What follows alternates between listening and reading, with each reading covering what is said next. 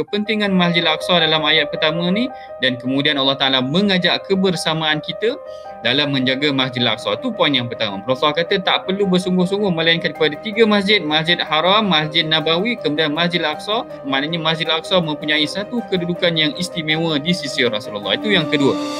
Yang ketiga, kita ambil pula poin daripada sirah. Sebenarnya siapa yang mempelajari sirah akan mendapati bagaimana sebenarnya dalam insiden sirah Rasulullah telah memulakan petunjuk untuk mendekati Masjidil Aqsa.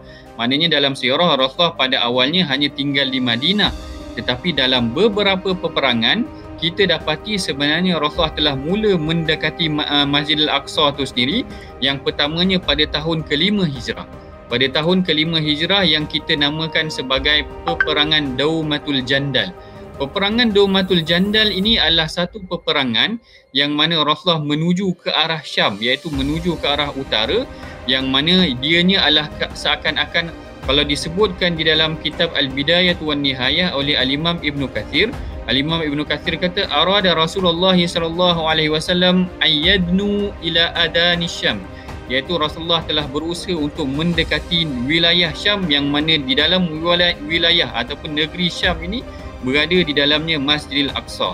Apabila para ulama mengkaji tentang tindakan ataupun strategi Rasulullah dalam peperangan Daumatul Jandal ni tadi, ada sebahagian mereka menyatakan seakan-akan Rasulullah telah menunjukkan macam ada satu indication, seakan-akan ada satu petunjuk yang Rasulullah cuba mendekati Masjidil Aqsa ni tadi, yang ni yang disebutkan oleh Dr. Abdullah Ma'ruf Omar, yang mana seorang pengkaji daripada Jordan, yang mana dia mengatakan bahawa sebenarnya strategi Rasulullah apabila dia memulakan langkah ke Daumatul Jandal ataupun peperangan Daumatul Jandal ni adalah kerana tindakan untuk mendekati Masjidil Aqsa itu sendiri. Pertama.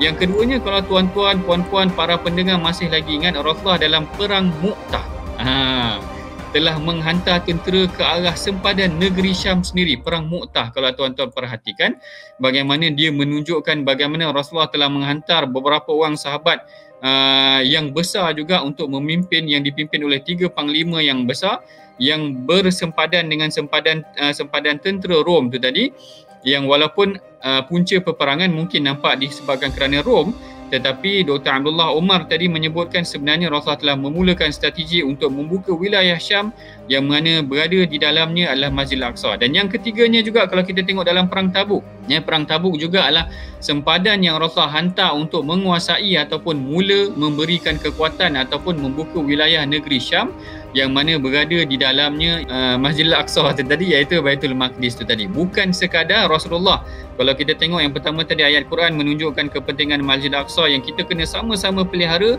Yang kedua, Rasulullah sendiri memang menggalakkan kita pergi ke Masjidil Aqsa. Yang ketiga, kita tengok dalam sirah bagaimana Rasulullah menyusun strateginya untuk mendekati Masjidil Aqsa dalam 3 peperangan yang kita sebutkan, Perang Daumatul Jandal, Perang Mu'tah dan Perang Tabuk.